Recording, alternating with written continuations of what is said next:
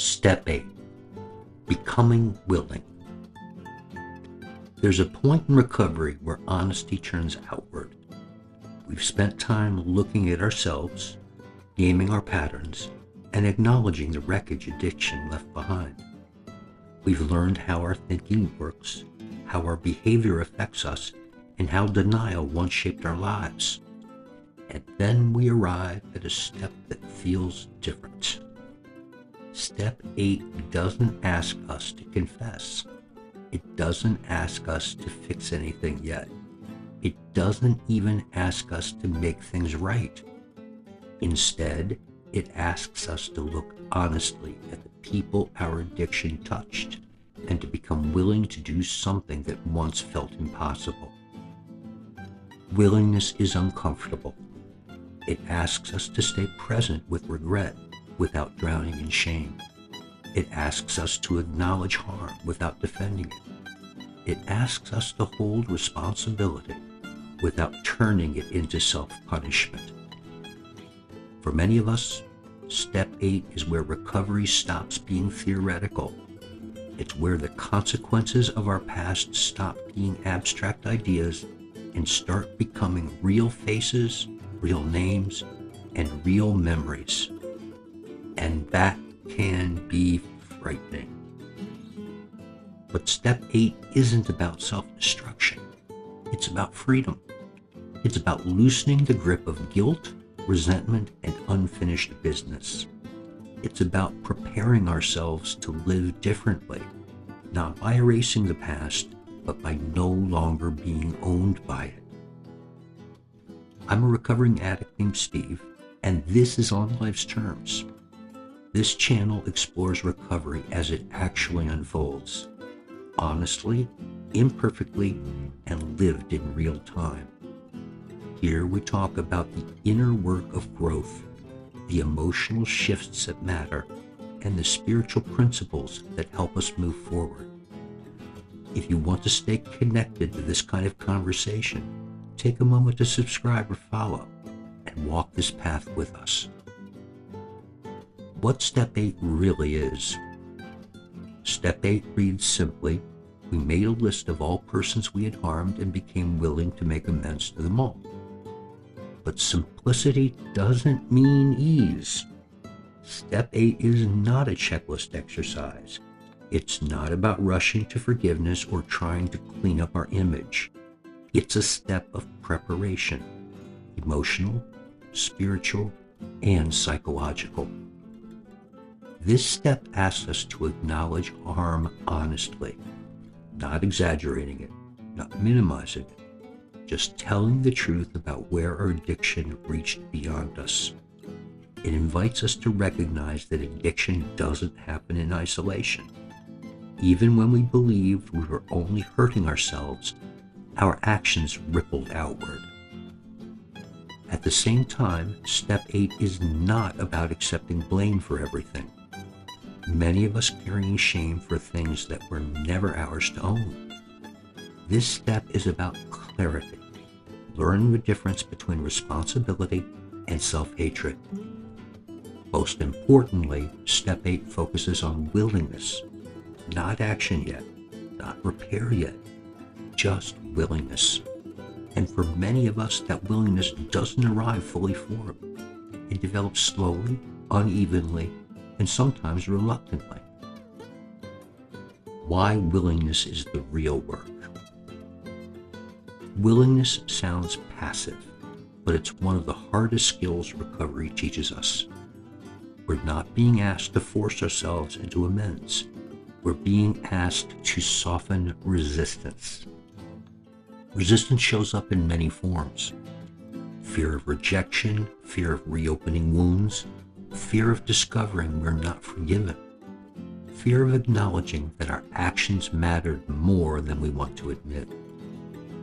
Some of us resist Step 8 because we're still carrying resentment.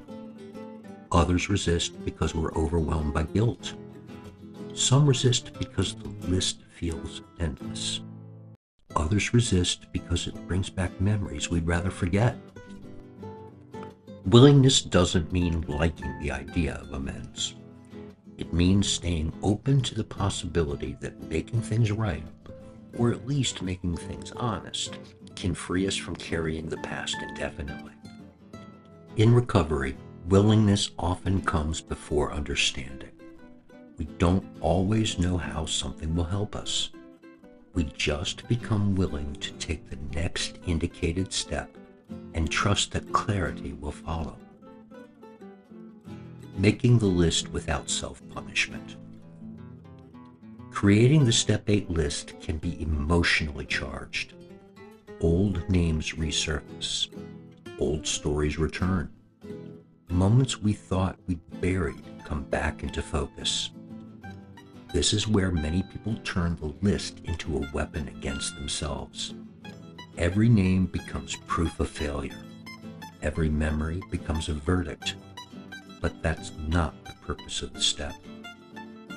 The list is not a moral scoreboard. It's an inventory of relationships affected by addiction. Some harms were obvious. Others were subtle. Some were unintentional.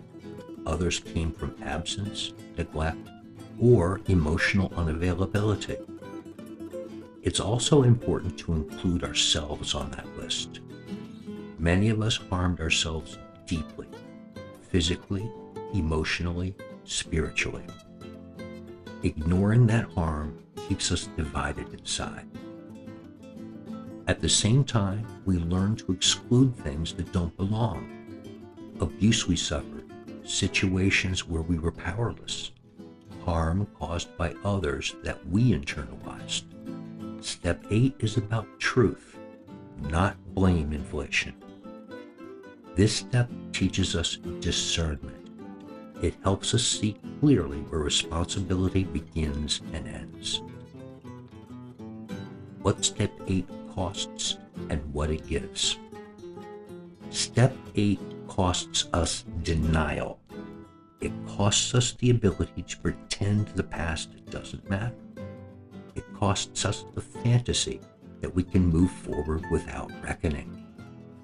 It also costs us some emotional comfort. Sitting with regret is uncomfortable. Facing unresolved relationships is unsettling. Acknowledging harm can bruise the ego. But what Step 8 gives us is far greater. It gives us relief from carrying unfinished business. It gives us freedom from replaying old scenes in our head.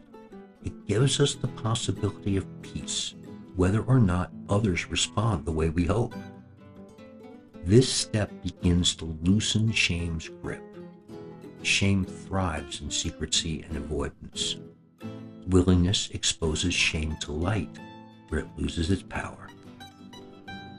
Step 8 also restores integrity. We begin aligning our values with our actions. We start compartmentalizing who we are now from who we were then. We become whole people again. Becoming willing, not perfect. Many of us want to feel completely ready before we admit willingness, but recovery doesn't work that way. Willingness often begins as a crack, not a commitment. We become willing to consider making amends, willing to imagine accountability, willing to talk honestly with a sponsor, willing to stay open even when fear is loud. This step allows us to move at the pace of honesty, not pressure. There is no timeline requirement. There is no performance standard. Willingness grows as we stay engaged. We also learn that willingness is not agreement with the past. It's acceptance of reality. It's acknowledging what happened without rewriting it or relitigating it. Spiritually, Step 8 teaches humility, not humiliation. Humility, the ability to see ourselves clearly, neither inflated nor diminished. Preparing for a new way of life. Step 8 is a bridge. It connects inner recovery with outward responsibility. It prepares us to participate in relationships differently. By becoming willing, we stop running from consequences. We stop hiding behind justifications. We stop letting fear dictate our future. This step changes how we relate to people, even before any amends are made. It softens defensiveness. It deepens empathy. It reminds us that our actions matter because people matter. Step 8 also prepares us to receive forgiveness when it comes and to live without it when it doesn't. Either way, our freedom no longer depends on someone else's response. We begin to live with fewer loose ends, fewer emotional debts, fewer unresolved ties pulling us backward. Step 8 doesn't ask us to relive the past. It asks us to stop running from it. It invites us to stand in truth with courage and compassion. Willingness is not weakness. It's strength that doesn't need armor. It's honesty that doesn't demand approval. And it's humility that makes room for healing. As we practice Step 8, we begin to feel lighter. Not because the past disappears, but because we're no longer carrying it alone. We discover that facing what we once avoided opens the door to peace. Recovery grows deeper when we're willing to be accountable, gentle, and honest at the same time. Step 8 is where that balance begins to take shape. If you want to keep exploring recovery as lived experiences, not theory, make sure you're subscribed or following to On Life's Terms. This space exists so none of us have to walk the difficult, honest parts of recovery alone. Share this with someone who's working through the steps, and please keep coming back.